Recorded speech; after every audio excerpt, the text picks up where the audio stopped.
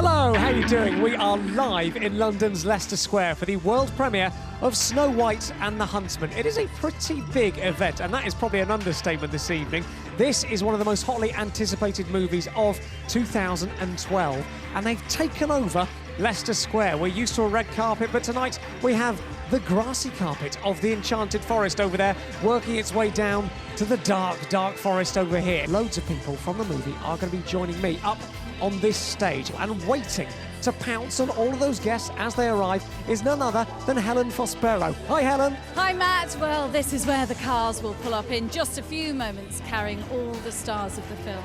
I'll be on hand right here to catch an early word with each celebrity as they arrive. Thank you very, very much, everyone, for camping. I've heard stories that people have been camping for like days, so if you have, give me a cheer. There you go. You guys are amazing.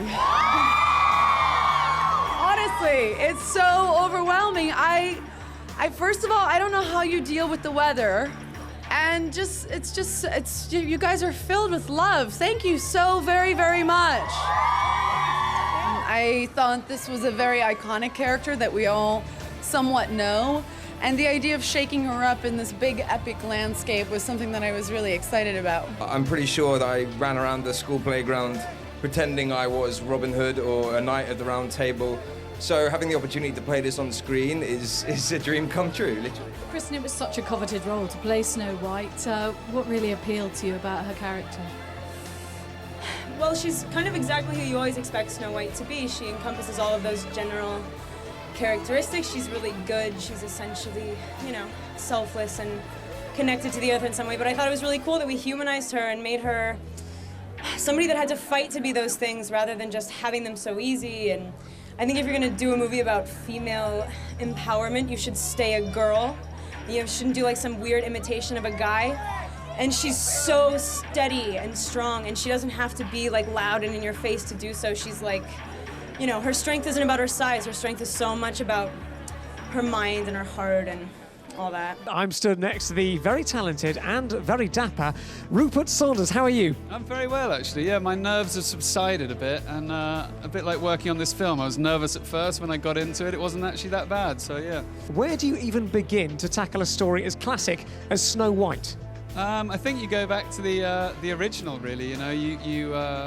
It's an amazing piece of material that's as relevant now as it was then.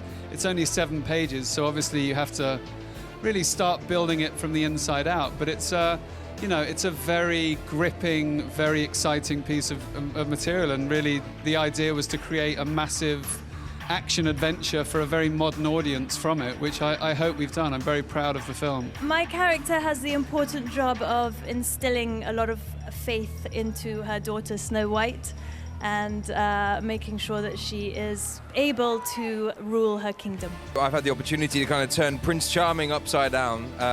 The director and the writers have developed this character that, he's got a bit of backbone, he's different to the character that we all know and love from the classic story, and he's a bit more gritty. You're one of 8 dwarves. Was there a lot of camaraderie amongst the other dwarf actors? Were you a little band of fellows there? Well, we all kind of hated each other, so I just stayed in my trailer all day. I didn't talk to them. It was tough. You detested everyone? Yeah. No, I'm joking. No, they're kind of guys. A lot of them were people I grew up watching. It was the creme de la creme of the who's who of British acting, so I was absolutely delighted to be working with them. How the devil are you? Very well. Yeah, I'm here at Leicester Square to watch a lovely film, so yeah, I'm happy. And not just a lovely film that you are in, playing one of 8 dwarves, Neon. Tell us a bit about him.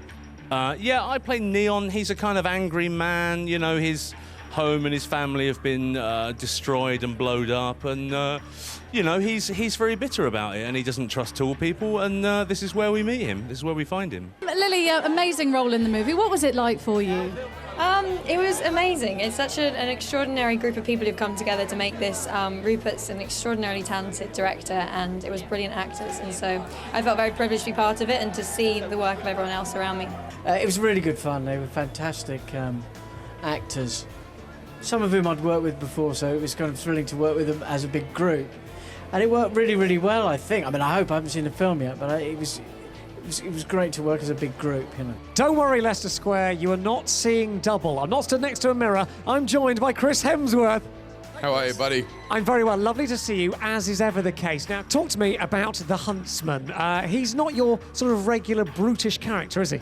He's a tortured soul. He's a lost soul, and he's suffered some trauma, and he's kind of given up on life and himself and become a bit of a drunk. And but there's a fair amount of vulnerability under there, and it takes Snow White and her strength to reawaken the good in him. Now, you spent a lot of time in the mud, the wind and the rain. This doesn't sound like the most glamorous movie shoot that I've ever heard of. No, it was one of the more difficult ones I've ever been a part of, you know, and once we started shooting to the time we finished, you were in the thick of it.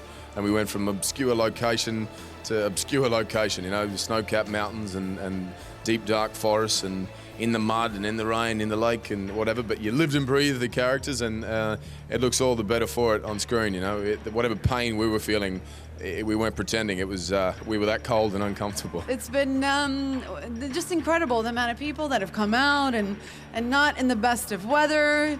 And thank you for freezing for us. We hope we won't let you down. What is it about her that drives her so angry? You know, I think we know her so well as the evil queen that it was really fun to kind of work backwards and figure out why she was the evil queen. And that, to me, was a really interesting thing to do. And so by the time we had to do all the evil stuff, I had a really good foundation on who she was. And so a lot of that evil stuff felt really justified. And I thought to myself, yes, of course I have to behave this way. I heard that during this movie you had to experience conditions not dissimilar to tonight. Freezing cold in the mud, in the water. It doesn't sound that glamorous. How was the experience of shooting this film for you? I love the fact that we're not faking it.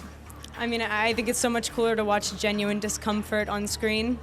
And I can tell you that most of the time I'm either freezing my butt off or, you know, like pulling some muscle or destroying my thumb, or like I think that Rupert definitely creates a world that is real, and you don't have to, you know, don't have to fake much. And the reason you want to do this job is because you want to get as close to those experiences as you can, and I think we did. Thank you so much for joining us tonight. Thanks for getting involved on Twitter as well. We've loved having you take part in this, the world's premiere of Snow White and the Huntsman. But sadly, and I mean that sincerely, it is almost over from us. But do go and see the movie. It's out on May the 30th. I know you're absolutely going to love it. See you soon. Bye-bye.